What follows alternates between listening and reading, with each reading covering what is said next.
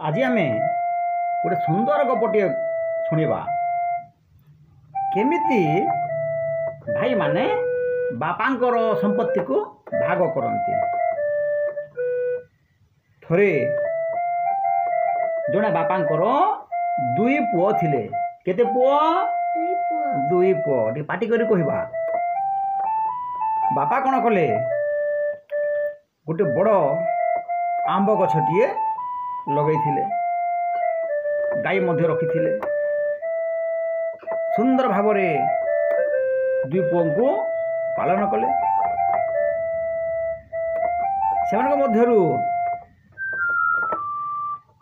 बड़ पुओ सान पुओ। तो बड़ पुओ सादा सीधा थिला, साधारण लोक। आओ सान पुओ भारी चालाक सानटा।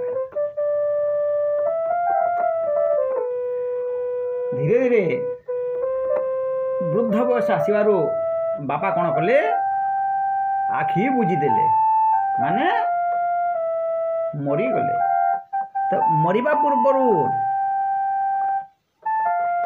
बापा कहले, बाबू रे देख मो मला परे जेमिति तुमे कलिगोल करिब नाही, मो घर को दी भाग करिब नाही, मिलिमिशि चलिब। गला किछि दिन बापांकर दशा कार्य सरीगला। दशा कार्य सरीगला परे सान पुओ भारी चालाक। से कहूछि जे बापा तो मरीगले, आमे भी बापांकर धन संपत्ति को दी भाग करिबा। बापांकर धन संपत्ति को आमे दी भाग करिबा। केमिति करिबे? तापरे बड़ भाई कहूछि नाई, बापा तो कहले जे भाई माने मिलिमिशि चलो। सान कौन कहूछि? सान पुओटा तार बड़ भाई को सान पुओ कहूछि। नाई नाई नाई नाई आमे भाग करिबा। बापा कहिदेले से तो मरीगले। नाई आमे भाग करदेबा, नहेले आमर पुओ माने धन संपत्ति पाई कली करिवे। ठीक अच्छे भाग कर। बापा पुणी कहते दुई भाग हेब ना। सान पुओ विचार कला, देख आंब गछटी अच्छी, गोटे काम करिबा, गछ भाग हेब ना। तुमे नियो गछरु तल भाग नियो। जो मोटा कांड अच्छी तुमे मोटा कांड तुमे नियो, आ मो ऊपर भाग नेबी। देख जी बड़ सादा लोक सरल लोक हाँ करदेला। जेते बेले खरा दिन आसिला, आंब पाचिला, सान तो नहीं ऊपर भाग गछर सब फल नेला। बड़ तो तल भाग नहीं, खाली पानी दौची गछ को, पानी दौची ताको आंब देला नहीं। बड़ आउ किछि कहला नहीं, चुपचाप रहीगला। हौ सान भाई तो नेला नेउ।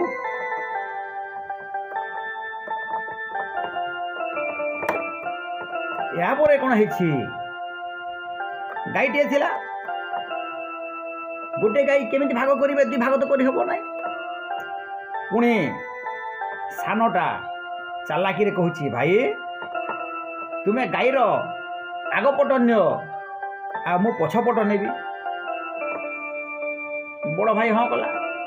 आर गाईर आगपटे घास खुओछि, पाल देला, नड़ा देला, तोराणी देला, पानी देला बड़ भाई। आर सान भाई पछपटे सब गोरस दुही देला, आ बड़ को देला नहीं। बड़ भाविला हाँ सान भाई तो नौ। ये तो गला। पुणी घरे गोटे कंबल थिला।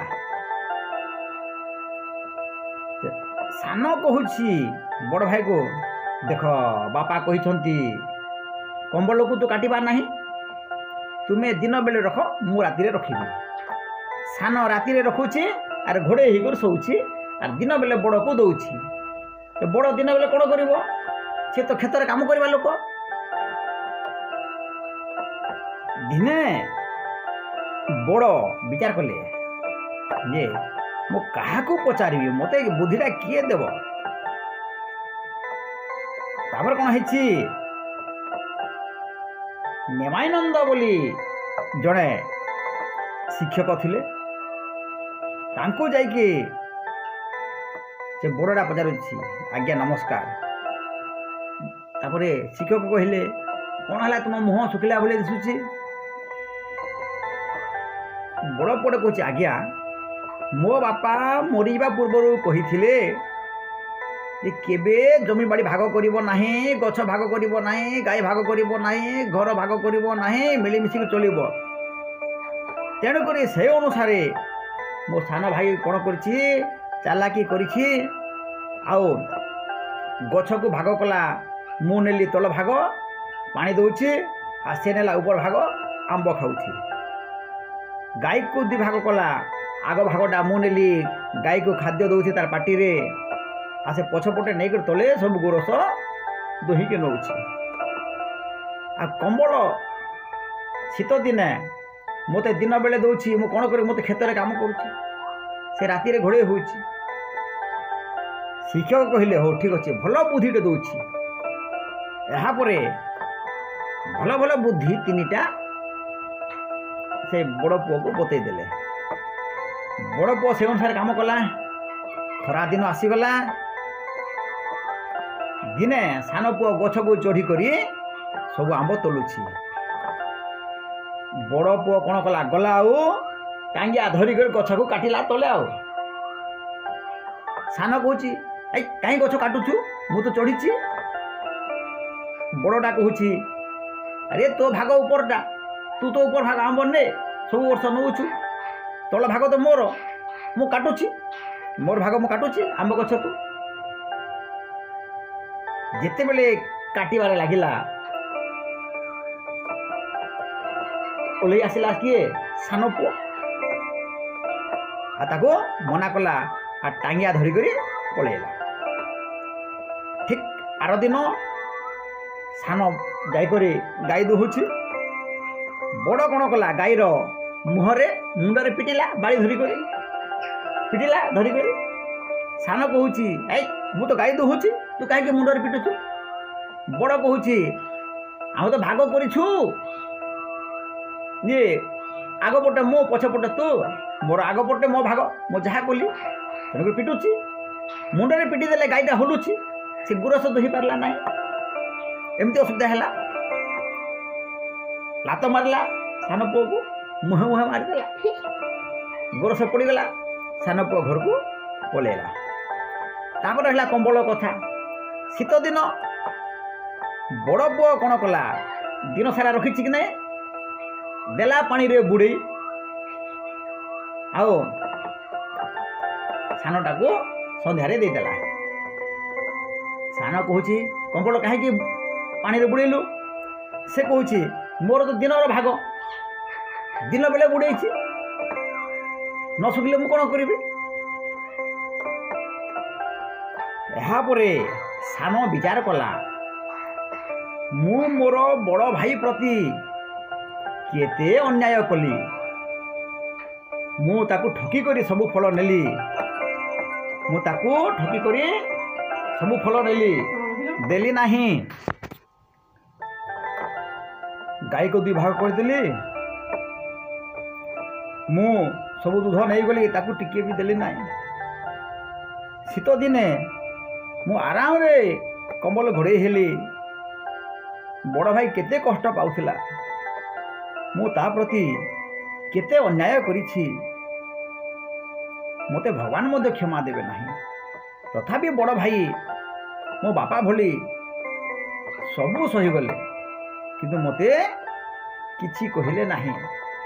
ଆମ୍ବ ବିକିଲି, ପଇସା ନେଲି, ଦୁଧ ବିକିଲି, ପଇସା ନେଲି, କମ୍ବଳ ଘୋଡ଼େଇ ହେଲି।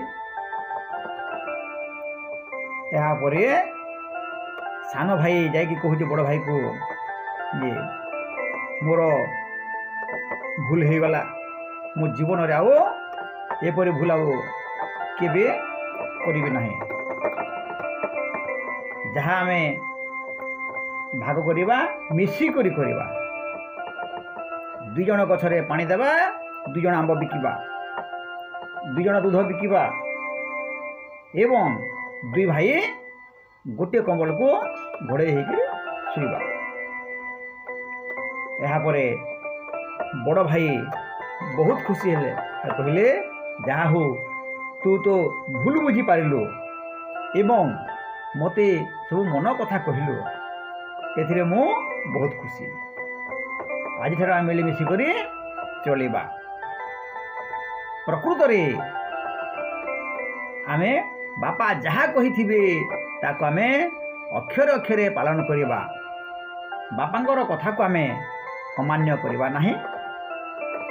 ଭାଇ ଭାଇ ମିଳିମିଶି କରି ରହିବା। ବିପଦରେ ସାହାଯ୍ୟ କରନ୍ତି ଯଦି ଘରେ ରହିଥିବେ ଭାଇ। ଭଲ ଦୁଧ ଟିକେ ମିଳିଯିବ ଯଦି ଘରେ ରଖିଥିବ ଗାଈ।